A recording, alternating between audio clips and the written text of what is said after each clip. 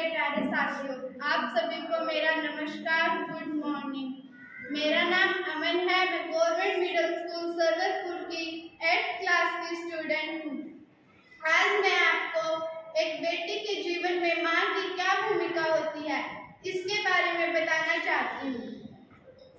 एक बच्चे के जीवन में माँ की भूमिका तभी से शुरू हो जाती है जब एक माँ है वो एक बच्चे को जन्म देती है तो उसको 3 हड्डियों के टूटने जितना दर्द होता है और उसमें आदमी की जान भी जा सकती है, लेकिन फिर भी एक माँ सब कुछ दर्द सहन करके एक बच्चे को जन्म देती है। और माँ और बेटी का जो रिश्ता है वो बहुत ही प्यारा और करीबी रिश्ता है। बच्ची जब छोटी होती है तो वो माँ के लिए एक बच्ची के समान ही होती है, लेकिन वो जैसे जैसे बड़ी होने लगती है तो माँ और बेटी का जो रिश्ता है वो एक दोस्ती में बदल जाता है। माँ और बेटी का जो रिश्ता है वो बहुत ही अच्छा रिश्ता है। बेटी के बचपन से लेकर उसके हर पड़ाव पर माँ अपने अधूरे सपनों में जीती है। माँ अपना सब कुछ त्याग कर एक बेटी को ना केवल उसकी परवरिश करती है बल्कि उसे सब कुछ सौंप देती है जो उसने अपने जीवन में पाया है।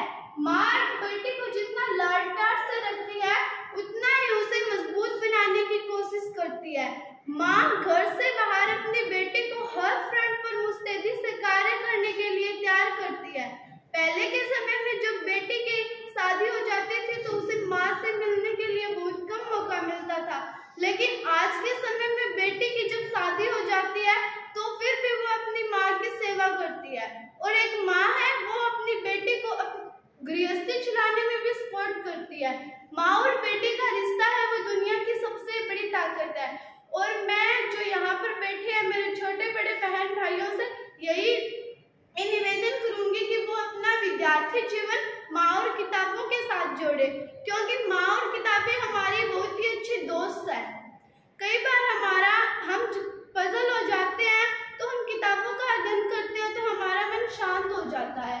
उसी प्रकार कई बार हम किसी कार्य में असफल रहते हैं तो हम अपनी माँ से बात करते हैं। हमारी माँ हमें बताती है कि बेटा आपको ये कार्य इस तरह से करना चाहिए था, तो आप अगर उस कार्य को उस तरह करते हो तो आप उस कार्य में सफल भी रहते हो।